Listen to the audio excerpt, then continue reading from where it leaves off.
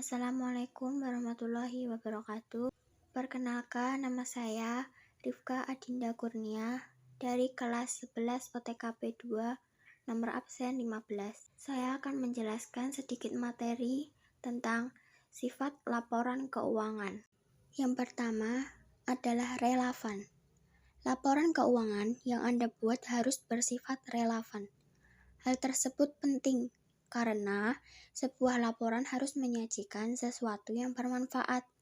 Selain itu, informasi yang disajikan dengan relevan yang sangat bermanfaat juga untuk memenuhi kebutuhan pelaku bisnis dalam mengambil sebuah keputusan. Suatu laporan yang dinilai relevan jika informasi yang disajikan mampu mempengaruhi keputusan ekonomi si pelaku bisnis. Selain itu, membantunya dalam suatu peristiwa di masa lalu, masa kini, hingga di masa mendatang. Hingga akhirnya pelaku bisnis mengerti apa yang harus dilakukan.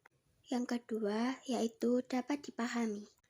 Laporan keuangan juga harus memiliki karakteristik yang dapat dijangkau banyak orang, khususnya orang-orang yang berkepentingan. Jadi, para pelaku bisnis atau siapapun yang ingin membuat laporan keuangan, pastikan untuk memahami betul mengenai aktivitas ekonomi maupun ekonomi.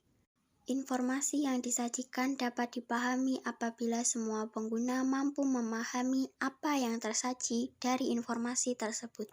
Untuk menyajikan informasi keuangan yang dapat dijangkau, maka informasi tersebut pastikan dibuat berdasarkan pedoman serta standar yang berlaku di mata khalayak umum.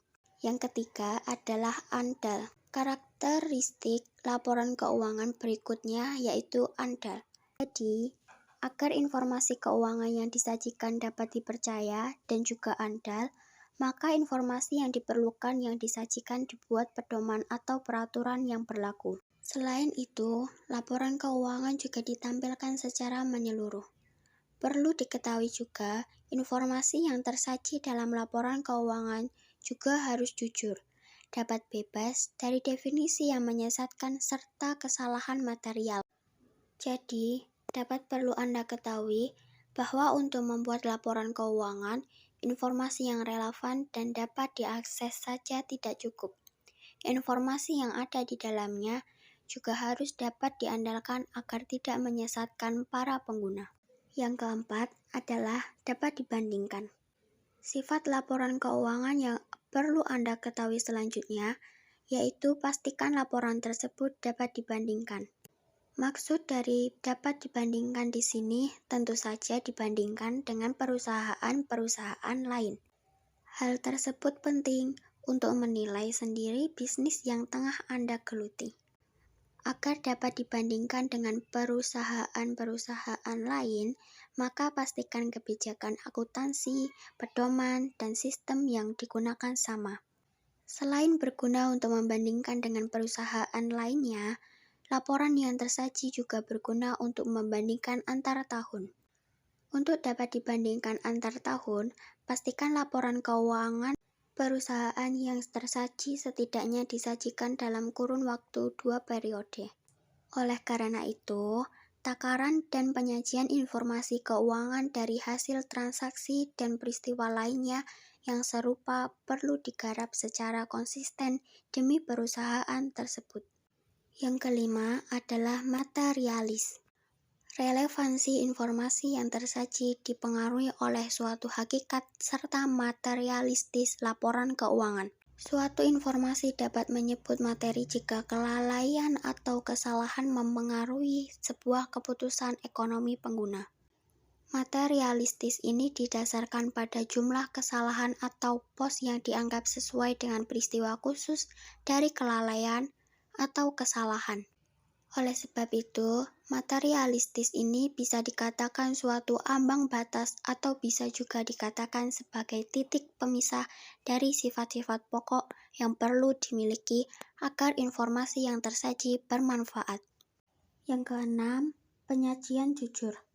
Umumnya, informasi yang tersaji dalam laporan keuangan tidak luput dari adanya resiko yang dinilai kurang jujur atau tidak sesuai dengan semestinya.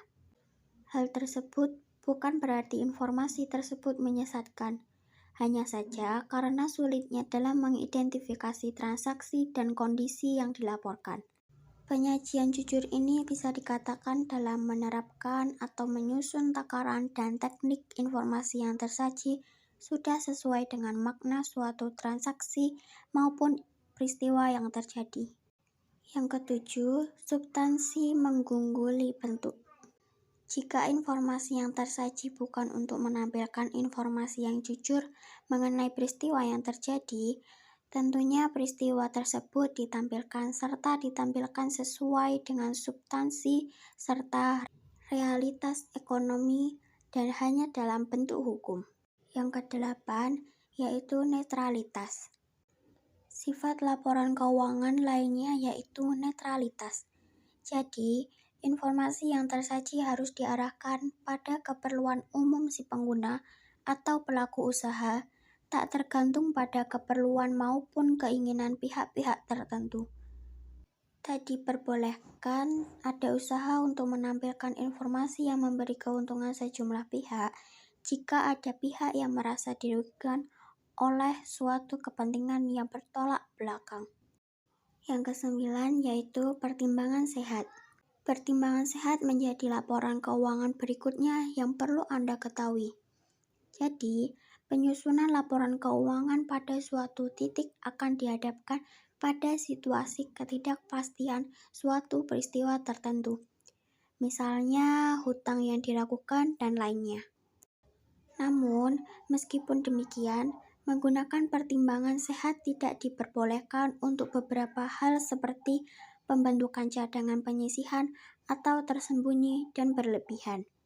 Selain itu, pertimbangan tidak boleh secara sengaja menetapkan penghasilan yang rendah atau tidak netral, sehingga laporan tidak memiliki kualitas yang handal. Yang ke-10 yaitu kelengkapan. Karakter laporan keuangan yang perlu Anda ketahui yaitu pastikan laporan tersebut memiliki kelengkapan. Itu artinya, agar informasi yang tersaji dapat diandalkan, pastikan laporan keuangan yang tersaji harus lengkap baik dari segi materialitas maupun biaya. Cukup sekian dari saya, kurang dan lebihnya mohon maaf. Wassalamualaikum warahmatullahi wabarakatuh.